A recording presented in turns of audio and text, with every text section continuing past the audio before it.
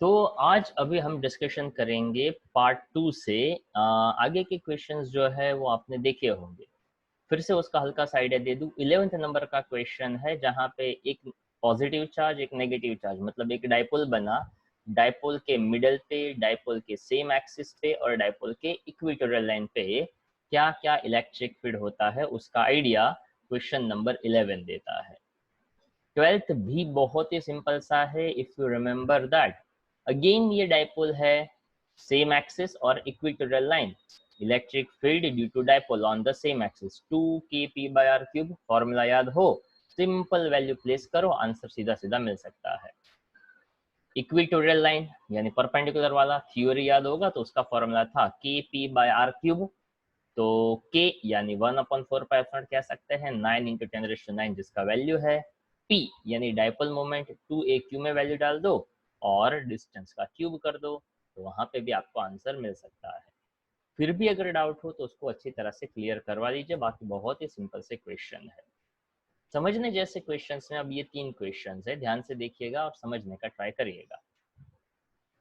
Electric field component in this figure are Ex equal to alpha x raised to half। यानी यहाँ पे electric field x direction में है। जैसे जैसे x बढ़ेगा वैसे वैसे इलेक्ट्रिक फील्ड भी बढ़ेगा। अल्फा कोई एक कांस्टेंट है। y और z डायरेक्शन का इलेक्ट्रिक फील्ड 0 है। Flux phi E through the cube, पूरे क्यूब में से कितना फ्लक्स जाएगा वो आपको यहाँ पे देखना है। यहाँ पे ये फिगर बहुत ही काम का रहेगा, तो ध्यान से देखिएगा और उसको समझने का ट्राई करिएगा। जैसे यहाँ पे बताया गया है कि इलेक्ट्रिक फील्ड है वो x डायरेक्शन में है, तो x डायरेक्शन में है मतलब वो फील्ड इसमें से पास होगा और वो फील्ड इसमें से पास होगा। मतलब फ्लक्स के लिए रिस्पॉन्सिबल ये जो शेडेड वाला जो प्लेन है ना, यही प्लेन रहेगा और ये वाला प्लेन रहेगा। अब ये वाला जो प्लेन है उसका एरिया वेक्टर इस डायरेक्शन में है और इलेक्ट्रिक फील्ड भी ये डायरेक्शन में है, इस एंगल 0 हो गया, cos थीटा 0 हो जाएगा। पर ये जो वाला प्लेन है जिसका एरिया वेक्टर इस डायरेक्शन में है और इलेक्ट्रिक फील्ड ये डायरेक्शन में है, इसलिए इसके लिए थीटा जो है वो बन जाता है 180 डिग्री। अब ये जो पॉइंट है यानी ये जो डिस्टेंस है वो एक्स एक्सिस से ए जितने डिस्टेंस पे है, तो यानी जब थीटा 180 हो तो वहां पे डिस्टेंस जो है वो ए जितना लेना है। पर ये वाली जो सरफेस है वो आप देखो कि ये भी ए जितना दिया है, तो इस वैल्यू के लिए आपको एक्स की जगह पे 2a जितना वैल्यू लेना है। तो बस यहाँ पे देखा जाए तो ये दो सरफेस को छोड़कर बाकी सरफेस के लिए फ्लक्स 0 होगा। उसका एक एग्जांपल बता देता हूँ। जैसे कि अपर वाला सरफेस है तो उसका एरिया वेक्टर ऊपर रहेगा पर इलेक्ट्रिक फील्ड यहाँ 90 डिग्री रहेगा। जैसे ये वाला सरफेस है तो उसका एरिया वेक्टर नीचे पर इलेक्ट्रिक फील्ड इस डायरेक्शन में, मतलब इधर भी 90 इधर भी 90। ये से बाहर वाला जो प्लेन है और अंदर वाला जो प्लेन है उसमें भी इलेक्ट्रिक फील्ड और एरिया वेक्टर एक दूसरे से परपेंडिकुलर रहेंगे, इसलिए वो भी फ्लक्स देगा नहीं। जहां एंगल बिटवीन इलेक्ट्रिक फील्ड और एरिया वेक्टर परपेंडिकुलर हो वो फ्लक्स देते नहीं है। बिकॉज फॉर द फ्लक्स वहां पे फॉर्मूला आता है E D A cos theta, और कॉस 0 या तो कॉस 180 हो तो 1 या तो -1, दो में से कोई एक वैल्यू आपको मिल सकता है। अब देखिए यहाँ पे इस प्लेन में ये वाली सरफेस है, उसको हम ऐसा कहेंगे कि इस क्यूब के कॉन्टेक्स्ट में ये लेफ्ट साइड बनता है और ये राइट साइड बनता है। तो सबसे पहले उसने लेफ्ट साइड वाला कहा, यानी क्यूब के कॉन्टेक्स्ट में ये जो है जहाँ एंगल 180 बना, डिस्टेंस ए जितना बना, उसको हम कहते हैं लेफ्ट वाली साइड, ये एल बना। और ये जो है उसको हम कहेंगे क्यूब के कॉन्टेक्स्ट में राइट वाली साइड। तो लेफ्ट के लिए electric field alpha x raise to half, तो अल्फा अल्फा आ गया, एक्स का वैल्यू ए जितना लेना था ए रेस टू हाफ आ गया। फ्लक्स का formula electric field into surface area, angle 180 हो रहा है इसलिए cos थीटा लिया, पर cos 180 होता है -1, इसलिए यहाँ पे हमने माइनस साइन ले लिया, -EL ए स्क्वायर क्यों लिया, ताकि देखिए ये सरफेस ए ऐसा दिया हुआ है, ये सरफेस भी ए, तो जिसका लेंथ और साइड मतलब लेंथ और ब्रेड दोनों ही ए हो, तो उस स्क्वायर का एरिया बन जाता है ए स्क्वायर। अभी इलेक्ट्रिक फील्ड लेंगे alpha A raise to half, area बन गया ए स्क्वायर। ये पहला पॉइंट हमने ले लिया लेफ्ट वाला। अब राइट वाला again alpha x raise to half, generalise formula alpha as it is. पर ये वाले केस में देखो x बनता है 2a यानी 2a raise to half, angle बनता है 0 यानी cos 0 1। तो और एरिया फिर से साइड a, हाइट भी a into A that is a square, तो ये बना ई आर स्क्वायर। अब इंटरेस्टिंग पॉइंट ये बनता है कि इसका फ्लक्स इस साइड यानी राइट साइड, लेफ्ट वाले का लेफ्ट साइड यानी दोनों एक दूसरे से ऑपोजिट डायरेक्शन में है। तो कहा यह जाता है कि टोटल फ्लक्स को मैं कर रहा ऐड हूं, ओके, टोटल फ्लक्स को मैं ऐड ही कर रहा हूं, पर एक में पॉजिटिव साइन है और एक में नेगेटिव साइन है, यानी दोनों एक दूसरे से ऑपोजिट है। इसलिए देखो यहाँ पे माइनस साइन आया और इसमें से आप देख सकते हो ए स्क्वायर क्या निकलेगा, कॉमन। क्लियर, ए स्क्वायर कॉमन निकला तो ईयर माइनस ईएल ऐसा हम कर सकते हैं। अब यहां से आपका काम और आसान हो सकता है, ऑब्जर्व करिएगा। देखिए A square common, electric field into right side, electric field into left side. तो electric field into right side जो था उसका वैल्यू है alpha A raise to half, alpha भी कॉमन ले लिया तो 2a रेज़ टू हाफ और इधर आता है a रेज़ टू हाफ। अब यहाँ पे है ना थोड़ा सा हल्का सा आपका मैथ्स का आइडिया लगाने का, alpha 2a raise to half a raise to half. अब जनरली स्टूडेंट्स क्या करते हैं, तो कि यहाँ से बस ये गड़बड़ ये 2 पॉइंट है ना उसको छोड़ देते हैं, उसको समझिए। और मैथ्स इतना आपको आता ही है ताकि ये सभी मैथ्स से वो 7th 8th स्टैंडर्ड वाला ही मैथ्स होता है, ओके। उसमें थोड़ा सा अपना लॉजिक लगाने का तो थोड़ा ज़्यादा अच्छा आपके लिए रहेगा। Alpha a square 2a raise to half और a रेज़ टू हाफ।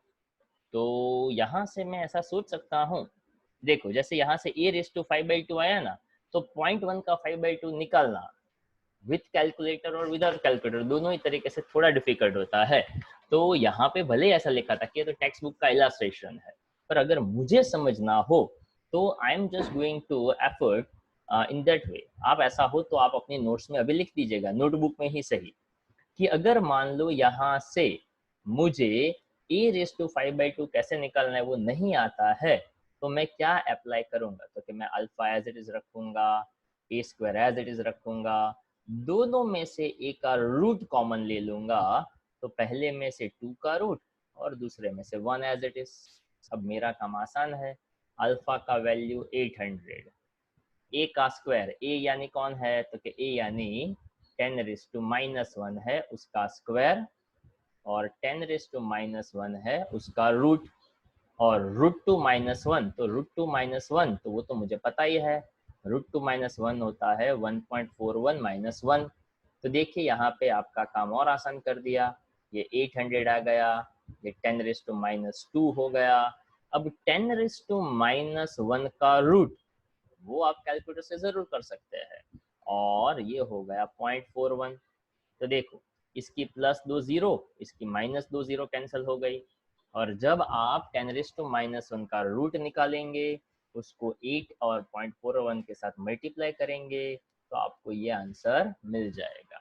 सो ऐसा फिजिक्स में बहुत बार होता है। जैसे अभी हमने कहा था कि मैं कोई एक पॉइंट पे अटका, तो आप ये मत सोचिए कि आप यहाँ पे अटके, आप ये सोचिए कि ये पॉइंट तक जहां तक मैं क्लियर था उसके बाद मुझे यहाँ पे क्या अप्लाई करना चाहिए। हाँ, यहाँ पे a रेज़ टू 5/2 करता ना तो थोड़ा डिफिकल्ट हो जाता था कि 5/2 कैलकुलेटर से कैसे करना, वो डिफिकल्ट है। पर 10⁻1 यानी 0.1 का रूट वो तो कैलकुलेटर से निकाल ही सकते हैं, 1.41 - 1 तो वो भी आप कर सकते हैं, 10⁻⁻2 10⁻+2 वो भी आप कैंसिल कर सकते हैं। तो ये सभी कैलकुलेशन है वो बहुत आप इजी बना सकते हैं। तो वो काम आपका आसान कर सकता है अगर आप सही सही तरीके से समझे तो। उसके बाद ये 14 नंबर का क्वेश्चन जो है उसमें भी परफेक्ट 110% अभी जो आइडिया लगाया वही का वही आइडिया है।